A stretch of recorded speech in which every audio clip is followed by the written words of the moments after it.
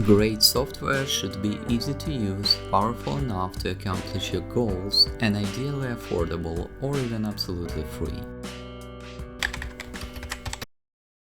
Hi there and welcome to the IT Launch channel. I'm Kostiantyn and this is my first video on YouTube.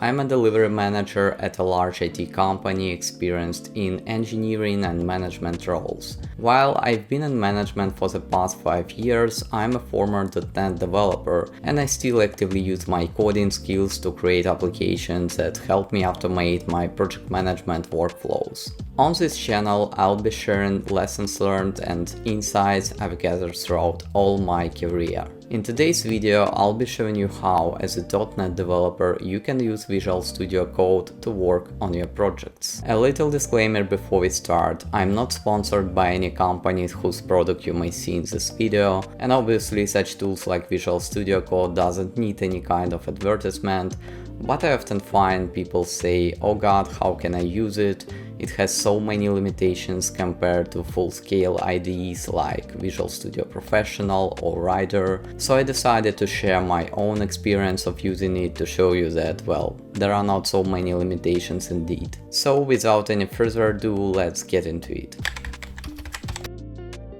First, let's talk why you might consider using Visual Studio Code at all. A while back I decided to try my first macOS device, a MacBook Air. My first question was, how can I smoothly run the software I'm used on Windows? One of my go-to tools was Visual Studio, which was available on Mac for a limited time. And when Microsoft announced its end of support and recommended migrating to Visual Studio Code, I decided to give it a try. The first major benefit of Visual Studio Code is that it's cross-platform. It's available on Windows, Linux and macOS, and unlike many other applications, its look and feel are completely consistent across all these operating systems. I actively use MacBook, but I also have a Windows laptop, because some of the software I need isn't available on macOS. That's why it's important for me to have a smooth experience working on my .NET projects, whether I'm on Mac or a Windows machine. Another key benefit is that Visual Studio Code is absolutely free, unlike Visual Studio Professional or Rider, which can be quite expensive. It's also incredibly easy to use, especially for newcomers. By default, it feels like advanced text editor and you have full control over which tools you add on top. It's designed to be as simple and as powerful as you need it to be. Speaking of power, that brings me to my next point. Visual Studio Code can become quite powerful with its extensions. The Extensions Marketplace offers everything you need and you can install tools in seconds. And it makes Visual Studio Code incredibly versatile. You can code and debug in a wide variety of languages and frameworks, whether it is JavaScript, C#, Python, or almost anything else you can think of. Also, one of the most appealing things of Visual Studio Code is that it's lightweight. It runs smoothly even on low-end machines and consumes far fewer resources compared to the most heavyweight IDEs we've mentioned earlier. Installing Visual Studio Code is quick and straightforward. You go to official website and download the version that matches your operating system. It takes seconds to download and install. Once installed, open Visual Studio Code and navigate to Extensions tab. From there, you can download all necessary plugins to work with your .NET projects. The key extensions here are C# and C# Dev Kit, both officially from Microsoft. IntelliCode for C# is highly recommended as well, along with essentials for container work like Docker and Dev Containers. I've provided a full list of recommended extensions in the description below.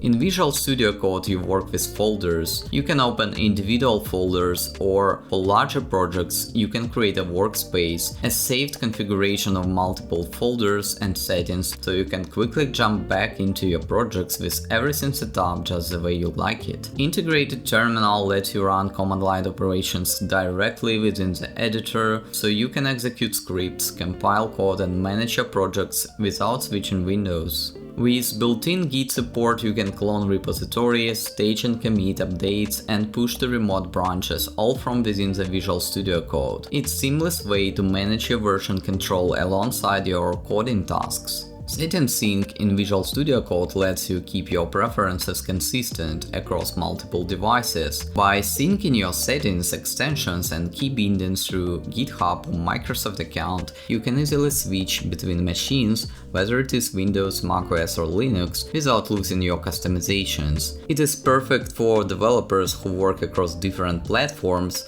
or need to set up a new workstation quickly. To open your project, you just need to open a folder with CSproj file. From there you can work with .NET projects like in any other IDEs. You can write the code, build it, debug it, run tests or synchronize your changes with the Git. Finally, you can create .NET projects from Explorer screen. You can choose from variety of project types: ASP.NET Core, Web API, Blazor, class library, console application and other. However, it's important to ensure that you have the SDK of appropriate .NET version installed on your machine. I'm a big fan of keyboard shortcuts and I use them a lot in my work because they save you a ton of time and make your workflow more efficient and smooth. It's great that Visual Studio Code comes with many of the same default shortcuts you might be used to in Visual Studio Professional. For example, F9 set a breakpoint, Command-Shift-B builds your project, F5 runs your project, F10 steps over and F11 steps into code while debugging. To navigate a method or property, simply press Command or Control on Windows and click on the method or property you want to explore. You can quickly comment or uncomment code with Command/.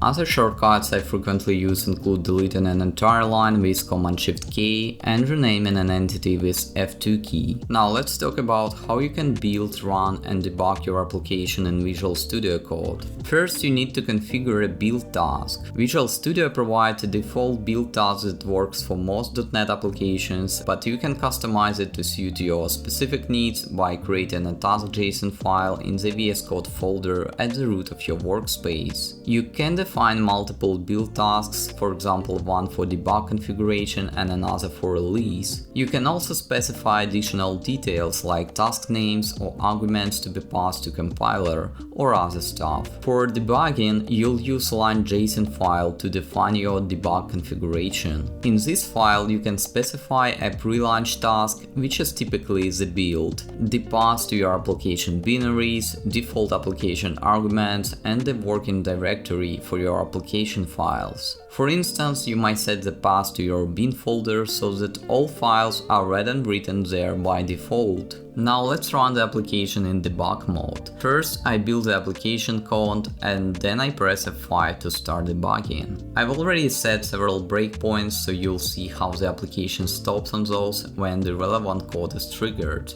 From here, I can step into and step over the code just like in Visual Studio Professional. The debug tab displays local variables and their values, and I can add watch to track specific values. The full call stack is also visible, which helps in understanding the flow of the application. The debug console is especially useful for evaluating expressions at runtime, functioning similarly to the immediate window in Visual Studio Professional.